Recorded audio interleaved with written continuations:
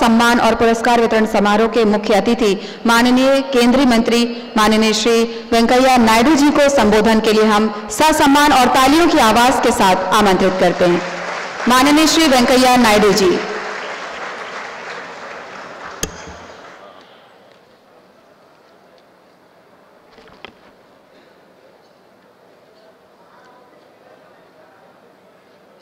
छत्तीसगढ़ सरकार का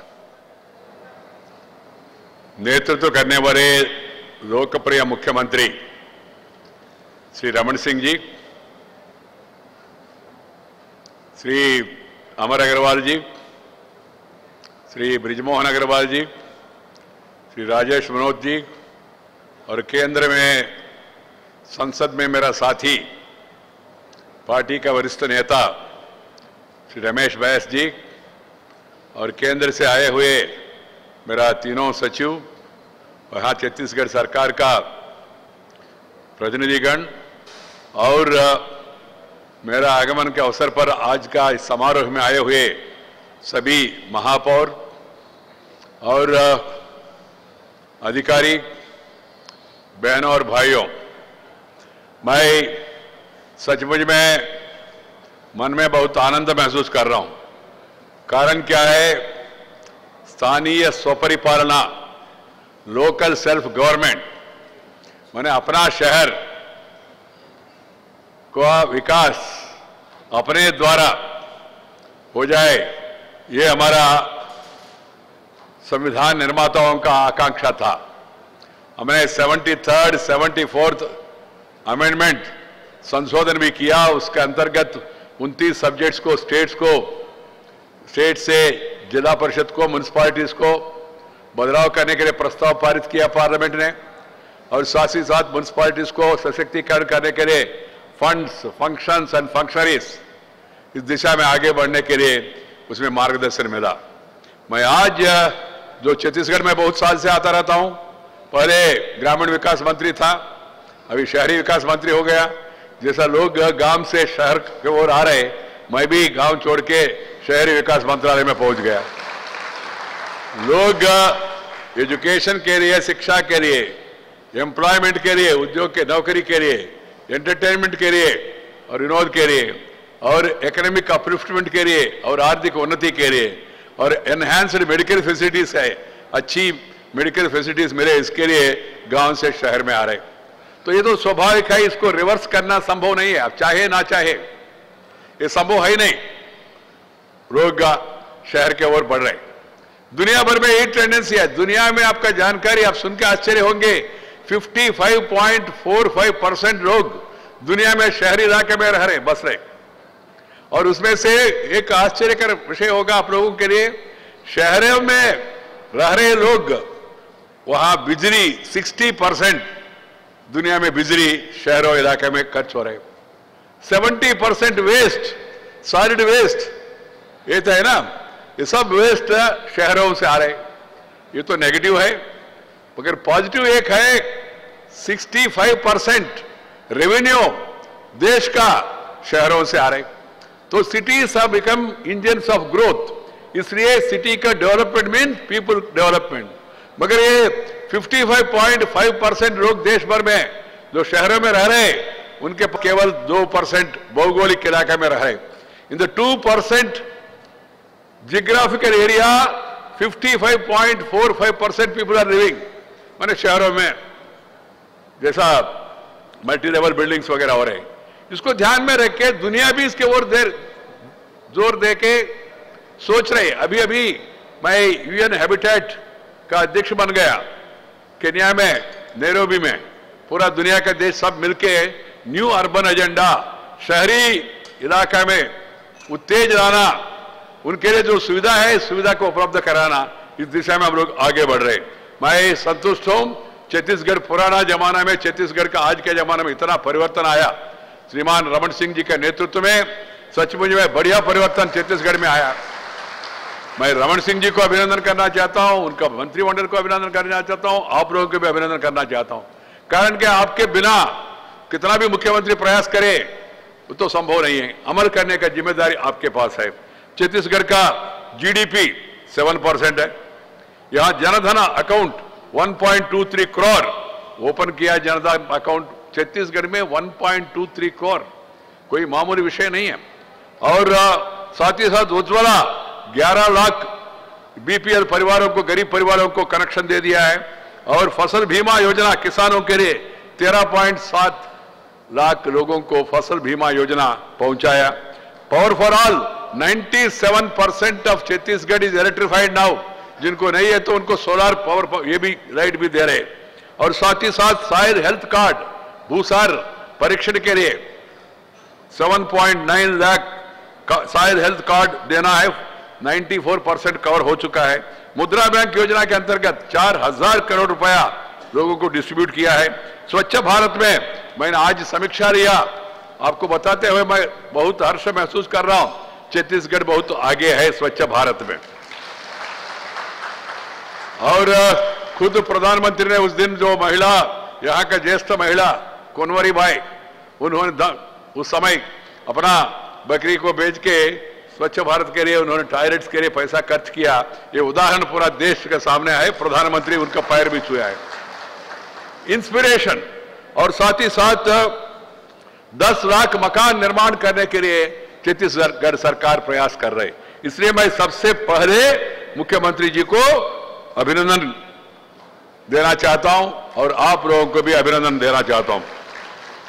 ये तो खुशी का बात है।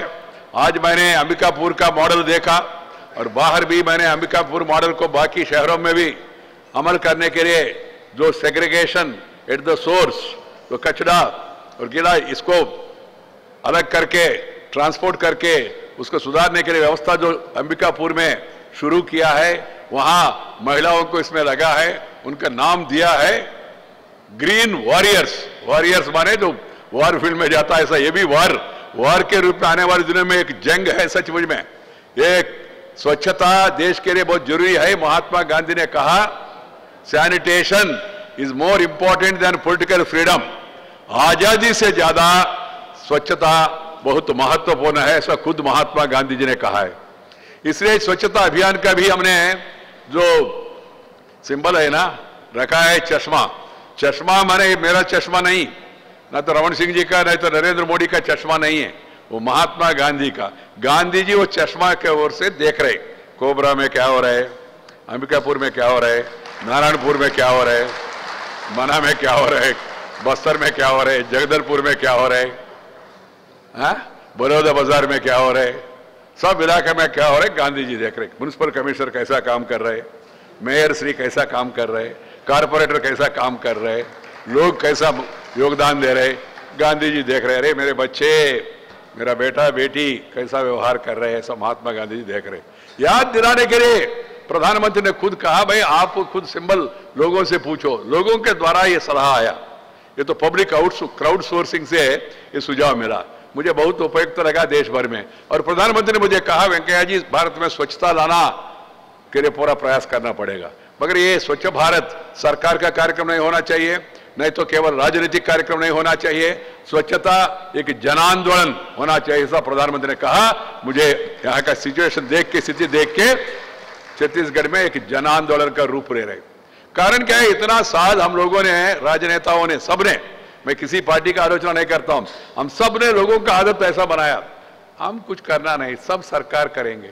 तो इसलिए आजकल कोई घर के सामने कोई कचरा है तो भी लोग देखते रहेंगे, हमारा एमपी कब आएगा, एमएलए कब आएगा। आपका घर के सामने कचरा निकालने के लिए एमपी आना है, एमएलए आना, कारपोरेटर आना, कमिश्नर आना, ये आदत बन गया। आपका कचरा दूसरा घर पे आप दीवार के उस तरफ फेंक रहे, वो अपना कचरा आपके घर में फेंक रहे, बराबर हो रहे, दोनों के साथ न्याय हो रहे।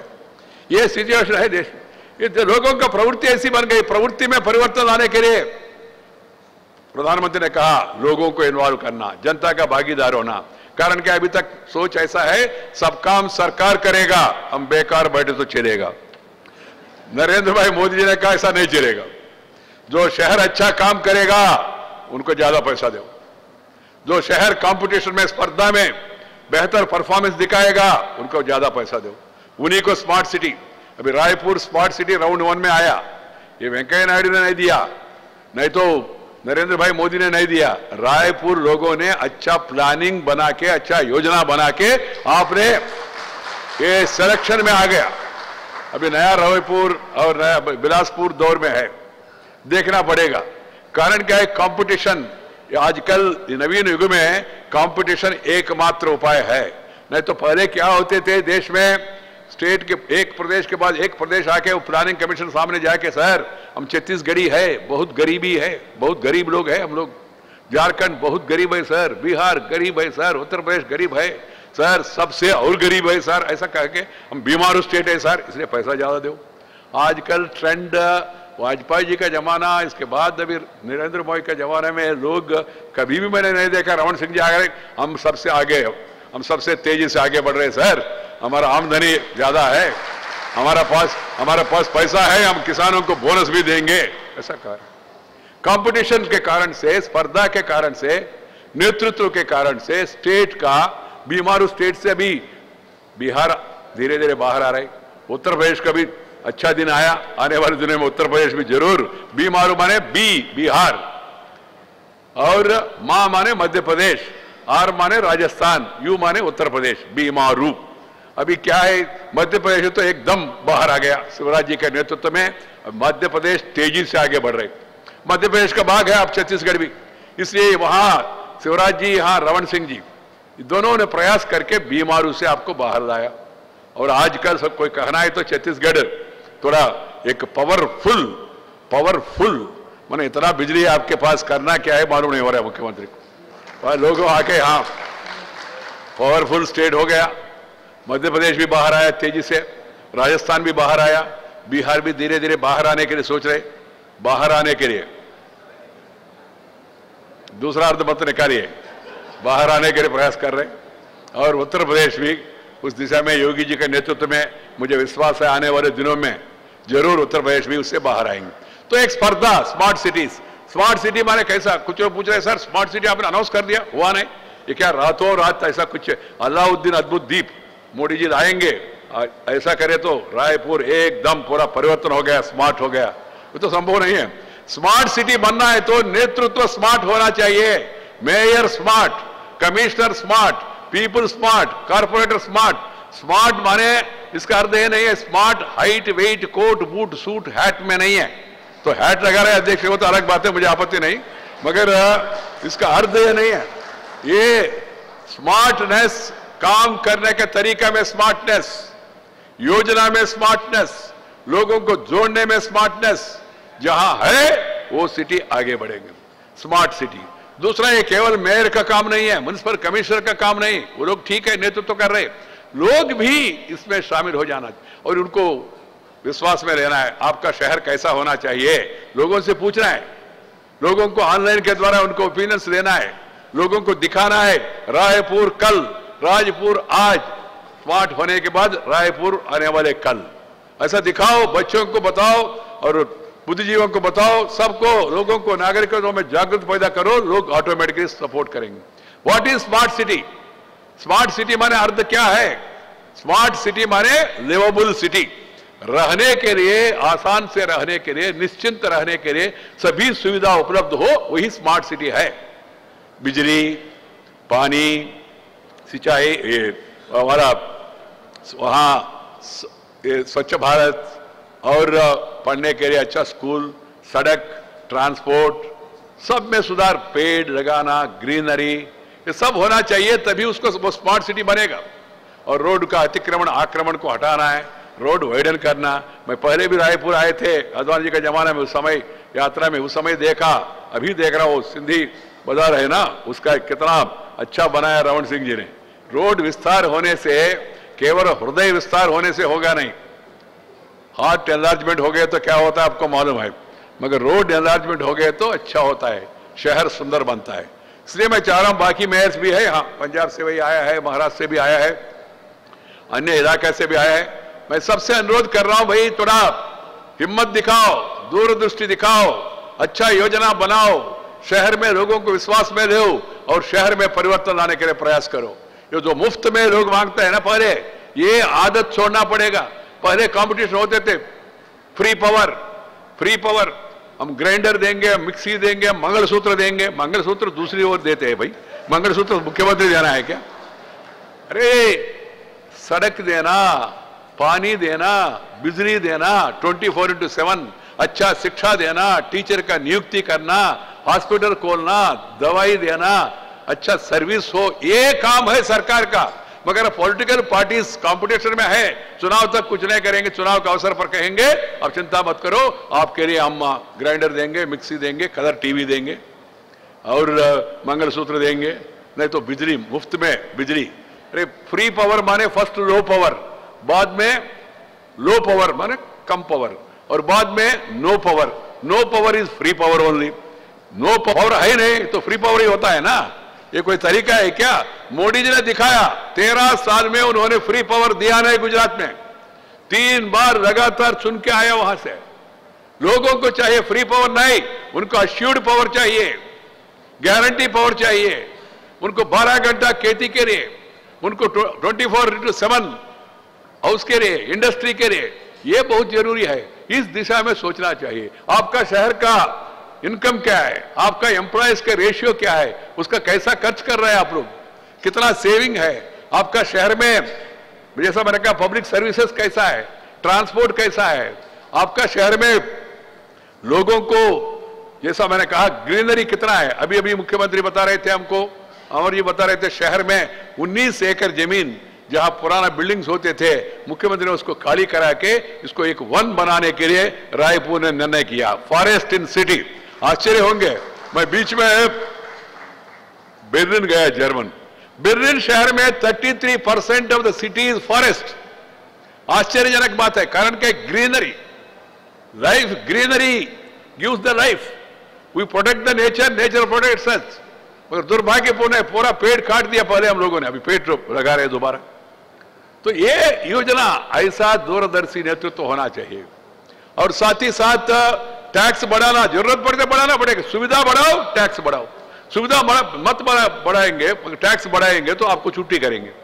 इसलिए कोई मेयर हिम्मत नहीं करते टैक्स बढ़ाने के लिए। अच्छा सर्विस दो, अच्छा पैसा वापस ले। यूजर चार्जेस, अच्छा पानी दो 24/7, थोड़ा पैसा बढ़ाओ, हैप्पी देंगे। अच्छा रोड बनाओ, थोड़ा टैक्स बढ़ाओ, रोड देंगे। ये हिम्मत नेतृत्व में होना चाहिए। म्युनिसिपालिटीज अपना रिसोर्स बढ़ाए, नहीं तो क्या हो गया, म्युनिसिपालिटी वाले कहते सर हमारा पास पैसा है नहीं, कलेक्टर के पास जाते सर पैसा दो, कलेक्टर वित्त मंत्री के पास जाते, अमर अग्रवाल के पास, वित्त मंत्री मुख्यमंत्री के पास जाते, मुख्यमंत्री केंद्र मंत्री के पास आते, केंद्र मंत्री केंद्र वित्त मंत्री के पास जाते, केंद्र वित्त मंत्री प्रधानमंत्री के पास जाते, प्रधानमंत्री वर्ल्ड बैंक के पास जाना है क्या पैसा के लिए? ये कोई तरीका नहीं है। इसलिए केंद्र को जो करना करेंगे, प्रदेश को जो करना करेंगे, मगर आपका शहर का रेवेन्यू, आमदनी आप बढ़ाने के लिए प्रयास करना चाहिए। उसके लिए हिम्मत चाहिए, दूरदर्शिता चाहिए। रिंग रोड शहर के लिए 25 साल के लिए मेरा शहर कैसा हो, कितना पॉपुलेशन होगा, इसका प्लानिंग क्या है, सोचना चाहिए। उसका पूरा रिंग रोड, वहां ट्रांसपोर्टेशन, वहां ड्रेनेज, वहां ड्रिंकिंग वाटर, वहां सेपरेट जोन्स, वहां सिक्योरिटी मेजर्स, सीसीटीवी कैमरा। शहर में साइकिल ट्रैक है क्या? ये साइकिल ट्रैक बहुत जरूरी है। मैं पूरा देशवासियों को बता रहा हूं, हमारा जीवन पद्धति परिवर्तन हो गया। पहले हम टॉयलेट के लिए भी आधा किलोमीटर जाते थे, अभी घर में टॉयलेट आ गया, अच्छा हो गया। और पहले हम लोग स्नान करना है तो बाथरूम में जाके बेंड करके नीचे से पानी देके ऊपर डालते थे, अभी शावर आ गया, बेंड करने का भी कोई आदत भूल गया हम लोग।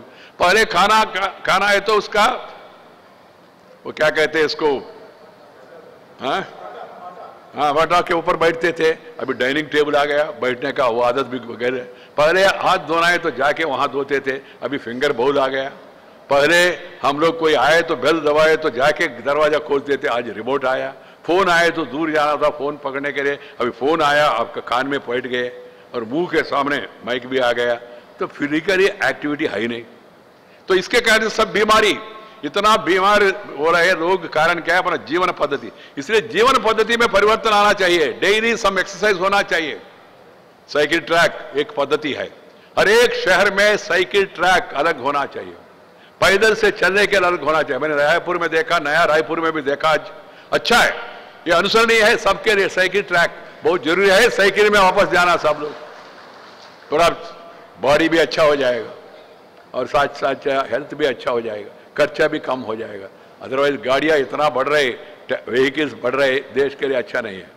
तो ठीक है, इकोनॉमी की दृष्टि से सरकार बढ़ रहे और ये बढ़ रहे, मगर साथ ही साथ वो बीमारी भी बढ़ रही, दवाइयों का खर्च भी ज्यादा हो रही।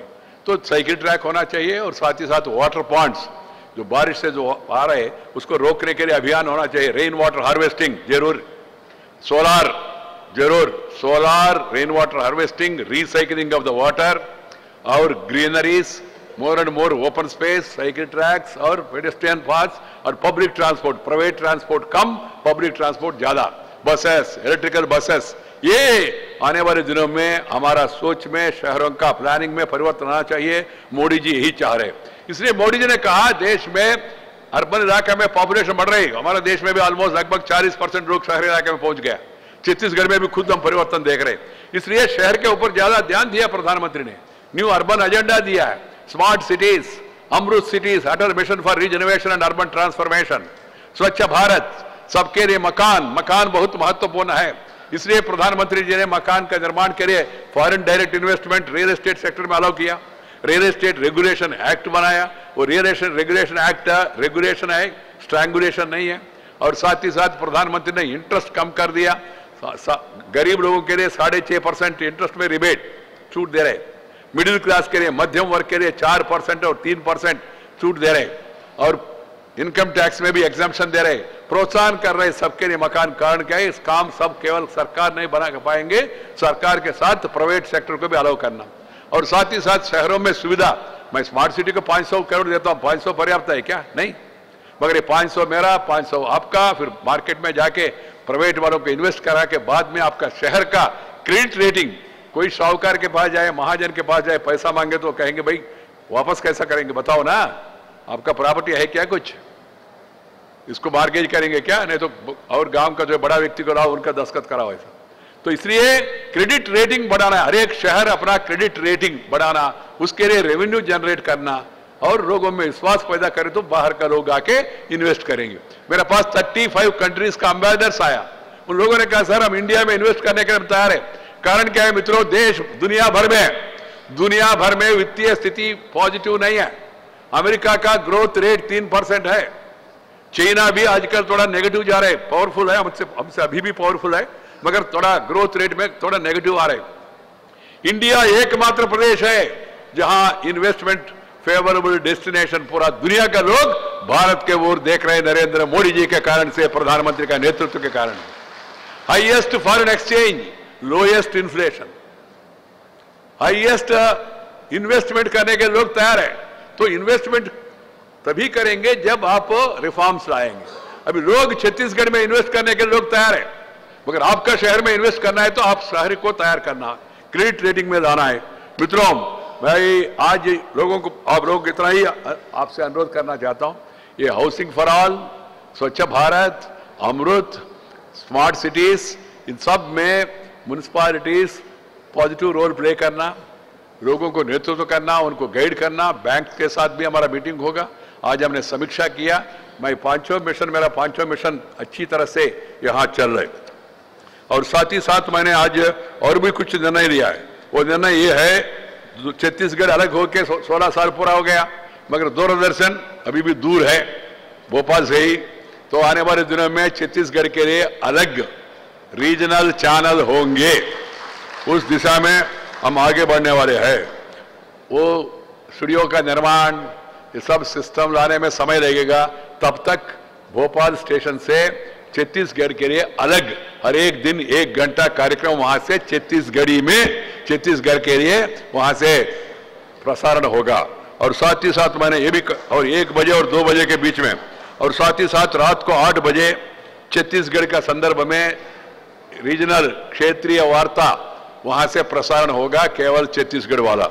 और इसलिए मित्रों, मैंने ये भी कहा आज अधिकारियों को, मैंने रिव्यू किया, ये सूचना प्रसारण मंत्रालय भी मेरा पास है, मंत्रालय भी कहा भाई छत्तीसगढ़ी, यहाँ का स्थानीय भाषा उसको ज्यादा प्रयोग करो, यहाँ का कलाकारों को प्रोत्साहन करो, और न्यूज में भी लोकल स्थानीय भाषा का ज्यादा इस्तेमाल करना चाहिए, ये भी हमने तय किया। अभी आज 100 kilowatt power medium wave solid state digital ready transmitter Jagdalpur में ये लगाने के लिए हमने निर्णय किया। बहुत जरूरी है। उस इलाके में जो आतंक नक्सलवादी माओइस्ट के कारण से जो नुकसान हो रहा है, माओइज्म के कारण से छत्तीसगढ़ पीछे रह गया। पहले मेरा कहना है माओइज्म कोई समस्या का समाधान नहीं है। माओइज्म के कारण से विकास आगे नहीं बढ़ेगा, माओइज्म के कारण से गरीबी और बढ़ेगा। सबसे ज्यादा नुकसान माओइस्ट के कारण से गरीब लोगों को होगा। स्कूल नहीं होंगे, टीचर नहीं जाएंगे, डॉक्टर नहीं जाएंगे, कोई एक्टर नहीं जाएंगे, कोई ट्रैक्टर नहीं पहुंचेंगे, सड़क नहीं है तो फिर विकास कैसा होगा? क्या कह रहे हैं ये लोग विकास का नाम पे? ये लोग गरीब लोगों को अन्याय कर रहे हैं। इसलिए लोगों में जागरूक पैदा होना चाहिए। और इनको कुछ लोग मदद करते दिल्ली में बैठ के आर्टिकल लिखते, मानवाधिकार। क्या मानवाधिकार है? जो पुलिस कांस्टेबल अपना जीवन के लिए पुलिस में भर्ती हो गए उनको मारना, ये मानवाधिकार है क्या? ये गरीबी उत्थान है क्या? और साथ ही साथ गांव के जाने वाले सड़क उसको कट करना, ब्रिज को ध्वंस करना, ये मानवाधिकार है क्या? ये पूरी एक्टिविटी है क्या? क्या तमाशा कर रहे हैं लोग देश में? इसलिए मित्रों, लोगों में जागरूकता आना चाहिए। माओवादी संगठन जो भी है उसको प्रोत्साहन किसी हालत में नहीं देना चाहिए। और सरकार का जो डेवलपमेंट एजेंडा है वहां तक पहुंचाने के लिए प्रयास करना चाहिए। केंद्र सरकार और प्रदेश सरकार सभी स्टेट्स मिलके इस दिशा में आने वाले दिनों में और भी प्रचार कर। कारण क्या? टेंशन माने नो अटेंशन। वहां टेंशन, पूरा पुलिस वहां, पूरा सीआरपी वहां, पूरा अधिकारी वहां, कलेक्टर वहां, सब लोग वही जाएंगे। बाकी स्टेट में डेवलपमेंट के ऊपर ज्यादा ध्यान नहीं दे पाएंगे। इसलिए इसके बारे में सबका मन में स्पष्टता होना चाहिए। मित्रों, मोदी जी आए, मोदी जी आने के बाद देश आगे बढ़ रहे, अनुमान नहीं है। आज 3 साल पूरा हो रहे। मैं किसी का राजनीतिक आलोचना नहीं करना चाहता, मगर एक विषय, एक स्थिर सरकार, निर्णायक सरकार आया, able leader, stable government. Modi माने 3D, decisive dynamic development 3 in 1 Narendra Modi. देश में दुनिया में भी आज भारत का पहचान हो गया, भारत का प्रतिष्ठा बढ़ रहे। हमारा प्रधानमंत्री नरेंद्र मोदी आए तो आपके छत्तीसगढ़ में, यहां आप लोग कहते हैं मोदी मोदी मोदी, मगर अमेरिका में, चाइना में, जर्मनी में, जापान में, सिंगापुर में, मलेशिया में, कुवैत में, दुबई में, श्रीलंका में, कहां भी जाए मोदी मोदी मोदी मोदी कह रहे। भारत का पहचान, भारत का प्रतिष्ठा बढ़ रहे। ये हमारे लिए गर्व का कारण है, सब भारतीय नागरिकों के लिए गर्व का कारण है। और ग्रोथ रेट, जैसा मैंने कहा, दुनिया में नेगेटिव जा रहे तो इंडिया ग्रोथ रेट 7.1%, 7.4%। बीच में नोट बदली हुआ, नोट बदली को लेकर कुछ लोगों ने बहुत आलोचना किया, ये देश का नुकसान होगा। क्या नुकसान हुआ? अरे कुछ दिन के लिए लोग अपना क्यू में खड़े होकर 50 दिन उन्होंने थोड़ा कष्ट दे रहा, मगर temporary pain for long term gain. और पैसा, कुछ लोग मजाक उड़ा रहे, सर पूरा पैसा बैंक में वापस आया। सर आपने क्या किया? हमारा उद्देश्य वही जी, पूरा पैसा पहले जो बेडरूम में थे, जो बेड के नीचे थे, जो पिलो के नीचे थे, नहीं तो बाथरूम में है अंदर, वो पैसा बाहर आके बैंक में पहुंचना, यही हमारा उद्देश्य था। और पहुंच गया। केवल पैसा नहीं, पैसा के साथ उसका पता क्या है, उसका पिता कौन है, उसका पति कौन है, वो भी बैंक में पहुंच गया। और बैंक के पास सब है। अभी इनकम टैक्स वाले देख रहे, अभी मोदी माना अरुण जेटली जी ने कहा 90 लाख नया लोग इनकम टैक्स में जुड़ गए। जब ज्यादा लोग टैक्स पे करेंगे, टैक्स रेट कम होगा। जब सरकार का आमदनी बढ़ेगा तो गरीब लोगों का उत्थान होगा। तो ये सिंपल है। इसलिए ये सब कुछ होने के बाद भी मोदी जी को उत्तर प्रदेश में क्यों उतना भारी सफलता मिला, उत्तराखंड में क्यों मिला? गरीब लोग को समझ में आया, अरे ये व्यक्ति काला धन, ये इसको समाप्त करने वाले, ये व्यक्ति भ्रष्टाचार को समाप्त करने वाले हैं। इसलिए देश मोदी जी के साथ दे रहे। और मोदी जी ने कहा गांव, गरीब, किसान, मजदूर, महिला, युवा और मध्यम वर्ग, ये मेरा प्राथमिकता है। इतना साल के बाद भी गरीबी, इतना साल के बाद भी अनपढ़ लोगों का संख्या, इतना साल के बाद भी कुछ इलाके में बिजली नहीं है। देश में 18,660 ग्रामीण इलाके में बिजली नहीं है। मोदी जी ने कहा दिसंबर 17 तक गांव तक बिजली का ये होना, पहुंचना चाहिए। 13,650 गांव में बिजली पहुंच गया। बाकी इलाके में भी इस साल अंत तक बिजली पहुंचेंगी। मोदी जी माने गरीबों का मैसेया है, ये भावना है लोगों में। He is the messiah of the poor. That is the impression among the people. देश भर में एक मिशन मोदी चल रहे, मोदी माने नरेंद्र मोदी नहीं, MODI, making of developed India, ये मिशन है। ये मिशन में हम सब लोग भागीदारी होना चाहिए।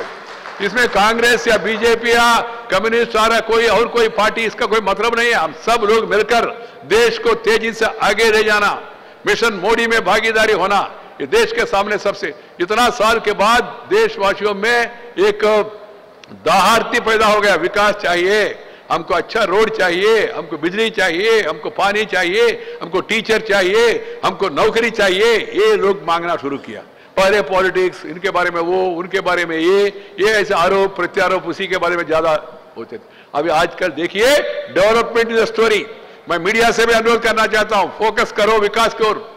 विकास में कोई कमी है, हाईलाइट करो, कोई प्रॉब्लम नहीं, हाईलाइट होना चाहिए, लोकतंत्र में आवश्यक है, मगर डेवलपमेंट होना चाहिए। बेकार चर्चा होते रहते, मजहब के आधार पर, जाति के आधार पर, प्रांत के आधार पर, उसका झगड़ा, पर्सनल, इन्होंने वो कहा, उन्होंने ये कहा, अरे क्या कहा, ये वही महत्वपूर्ण है। कितना इलाके में बिजली पहुंच गया, कितना इलाके में सड़क निर्माण हो गया, कितना इलाके में लोगों को नौकरी मिलने के लिए जो प्रशिक्षण कौशल योजना पहुंच गया, ये बहुत जरूरी है। That is the real story of growth. We are independent country now. वो कोई इंग्लिश वाला नहीं है बहाना के लिए। तो देश में हम सब लोग मिलकर विकास की ओर तेजी से आगे बढ़ना चाहिए। तो इसलिए मित्रों में आज यहां देश में प्रधानमंत्री ने हमको 3 लाइन मंत्र कहा, reform, perform, transform. He is the biggest transformational leader in the country.